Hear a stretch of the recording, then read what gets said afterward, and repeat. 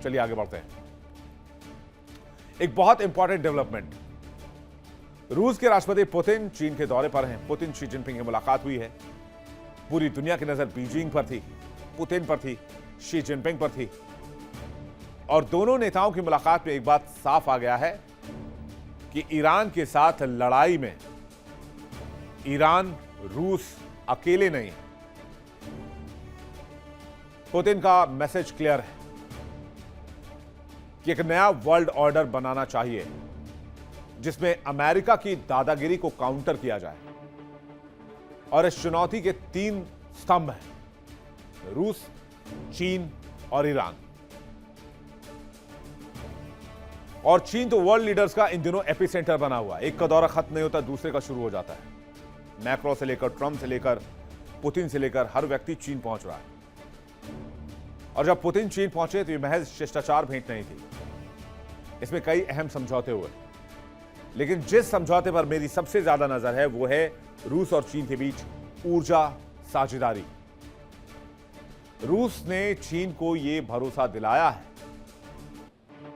कि वो चीन में कभी भी तेल गैस की कमी नहीं होने देगा, बेशक इसके लिए यूरोप का सप्लाई ही कम क्यों ना करना पड़े। पुतिन इसके लिए भी तैयार है क्योंकि रूस पहले से ही चीन को भारी छूट पर तेल और गैस बेचता आया है। यूरोपीय प्रतिबंधों के बाद से यह रिश्ता और ज्यादा गहरा हो गया है और अब नई पाइपलाइन परियोजना और दीर्घकालिक आपूर्ति अनुबंध पर सहमति बनी है। दोनों देशों के बीच सैन्य तकनीक साझाकरण पर भी बातचीत हुई है। चीन रूस को माइक्रोचिप्स, ड्रोन तकनीक और इलेक्ट्रॉनिक्स दे रहा है जो पश्चिमी प्रतिबंधों की वजह से रूस को नहीं मिल रहे थे। बदले में रूस चीन को अपनी उन्नत मिसाइल, पनडुब्बी तकनीक देने में सहायता कर रहा है। इसके अलावा इन दोनों का मिलना डॉलर के लिए अच्छी खबर नहीं है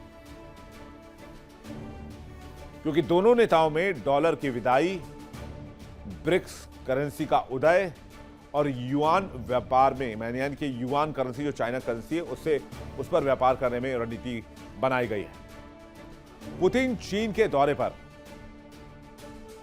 और इस दौरान शी जिनपिंग ने साफ कहा कि दुनिया जंगल राज की ओर बढ़ रही है और इस लड़ाई को रोकना बहुत जरूरी है।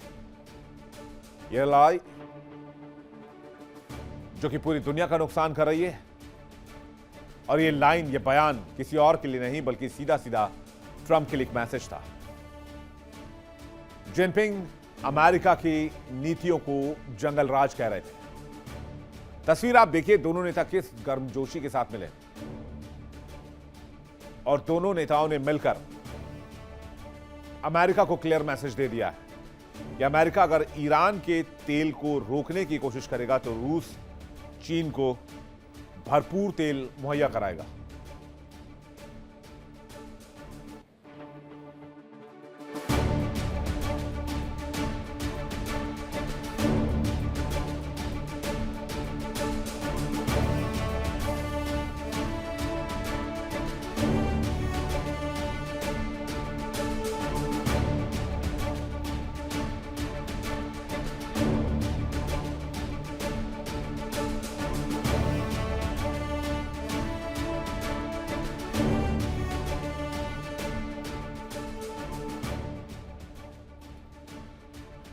बीजिंग से लौटने के डोनाल्ड ट्रंप के महज 7 दिन भी नहीं हुए कि जिनपिंग ने अपने बयान से संदेश दे दिया कि वो और रूस मिलकर एक नया वर्ल्ड ऑर्डर पर काम कर रहे हैं जहां दुनिया के फैसले अमेरिका अकेले नहीं करेगा। उधर चीन ने ट्रंप की अपेक्षा के मुताबिक पुतिन को ज्यादा तवज्जो दी। खबर है कि पुतिन को चीन ने असाधारण सम्मान दिया है। एक लंबा 1-on-1 बातचीत का सीजन, राजकीय भोज, ज्वाइंट प्रेस कॉन्फ्रेंस। यानी एक ओर चीन ने पुतिन को इज्जत दी तो दूसरी ओर ट्रंप को बेइज्जत करने में चीन ने कोई कोर कसर नहीं छोड़ी।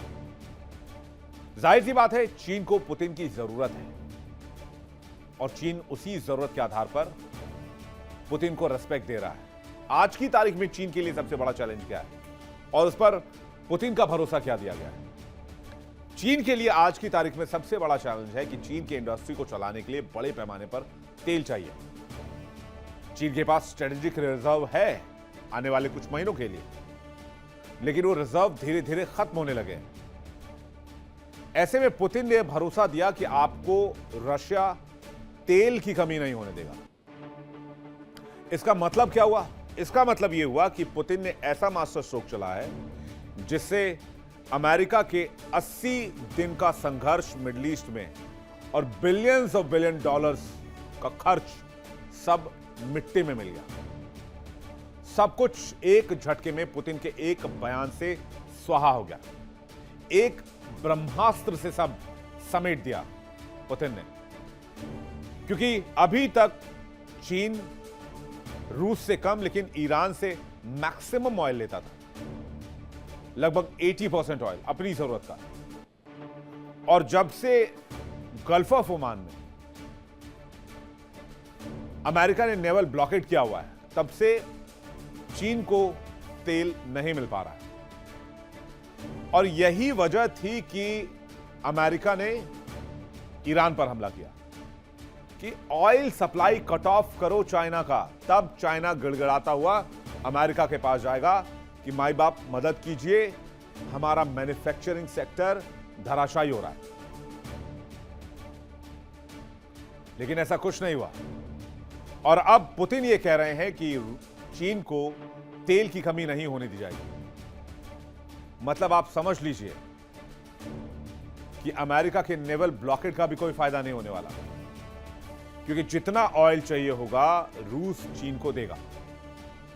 और चीन किसी अमेरिकी प्रेशर में नहीं है कि वो रूस से तेल नहीं खरीद सकता है। आज चीन प्रेशर बना रहा है अमेरिका पर, दूसरे देशों पर।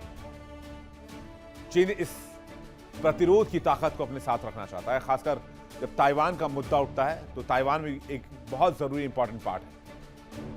चलिए अब आपको बताते हैं कि पुतिन को ज्यादा तवज्जो चीन ने कैसे दी। चीन में ट्रंप के मुकाबले पुतिन को ज्यादा तवज्जो दी गई। बीजिंग ने पुतिन का भव्य स्वागत किया। पुतिन को चीन का करीबी रणनीतिक साझेदार बताया। शी जिनपिंग ने पुतिन के साथ तेल के मामले को लेकर, एनर्जी के मामले को लेकर बैठक की। चीनी मीडिया ने पुतिन के दौरे को बहुत महत्व दिया। और डोनाल्ड ट्रंप के साथ रिश्तों में तनाव बना हुआ है। ट्रेड वॉर को लेकर चीन और ट्रंप आमने सामने हैं। ताइवान और टैरिफ जैसे मुद्दों पर भी विवाद बढ़ा हुआ है। चीन का रवैया ट्रंप के प्रति ज्यादा सख्त नजर आ रहा है। कूटनीतिक तौर पर भी चीन ने पुतिन को ज्यादा गर्मजोशी दिखाई। खबर है कि शी जिनपिंग की पुतिन के साथ काफी देर तक बातचीत हुई है और इसमें ईरान के ज्यादातर मुद्दों पर बातचीत हुई है। ऑयल सप्लाई के मुद्दे पर बातचीत हुई है, होर्मुज को लेकर बातचीत हुई है। पुतिन ने जिनपिंग को समझाया कि हमें हर हाल में ईरान के साथ रहना है और ईरान को मजबूत करना है। खबर है कि चीन और रूस चाहते हैं कि दुनिया भर से अमेरिकी दादागिरी को कम किया जाए, ईरान के मुद्दे पर अमेरिका को फंसा कर रखा जाए। उधर पुतिन ने कहा है कि जो हम रेल कॉरिडोर शुरू कर रहे हैं उसके जरिए रूसी और ईरानी तेल चीन को मिलता रहेगा। बदले में चीन को ईरान को तकनीक और आर्थिक तौर पर सपोर्ट करना होगा। ट्रंप बीजिंग गए तो शी जिनपिंग अमेरिका की ओर ज्यादा झुकते दिखे। इस बीच पुतिन ने चीन का दौरा किया ताकि चीन को समझा सके कि ईरान को सपोर्ट जारी रखना बहुत जरूरी है। उधर ट्रंप की ईरान रणनीति 3 स्तंभों पर खड़ी है: धार्मिक, आर्थिक दबाव, सैन्य धमकी और राजनयिक अलगाव। और रूस, चीन, ईरान की तिकड़ी इन तीनों स्तंभों को एक एक करके कमजोर कर रही है। कहते हैं अमेरिकी प्रतिबंध तभी काम करते हैं जब पूरी दुनिया उन्हें माने। लेकिन चीन ने युआन में ईरान से भी तेल खरीदा और रूस से भी तेल खरीदने की तैयारी कर रहा है।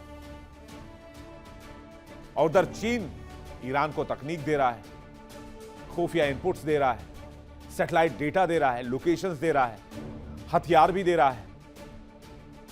और ट्रंप ईरान पर हमले की धमकी दे रहे हैं। लेकिन वो जानते हैं अगर हमला हुआ तो रूस और चीन ईरान का साथ देंगे। दोनों सीधे जंग में नहीं आएंगे, लेकिन ईरान को इतना हथियार दे देंगे और इतने खुफिया इनपुट्स दे देंगे कि अमेरिका का फिर से मार खाना तय है। ट्रंप की रणनीति यह थी कि ईरान को अलग थलग काट दो, ब्लॉकेट लगा के, होर्मुज बंद करके, गल्फ ऑफ ओमान बंद करके। लेकिन रूस चीन के साथ ईरान और ज्यादा फौलाद होकर निकला।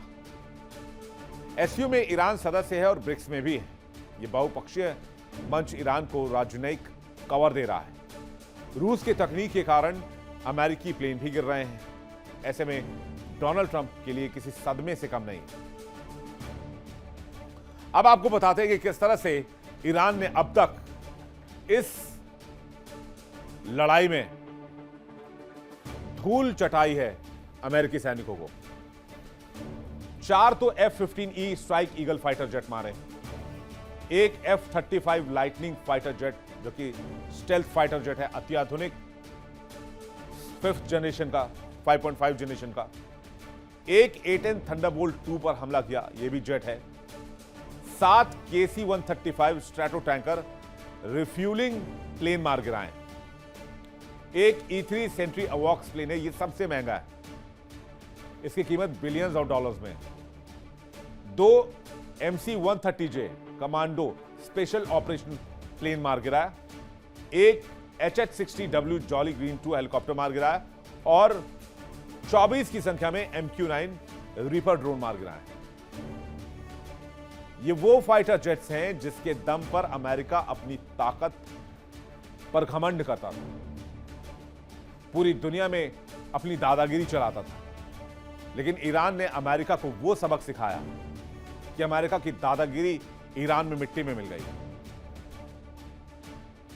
और चीन अपनी इकोनॉमी को मजबूत कर रहा है।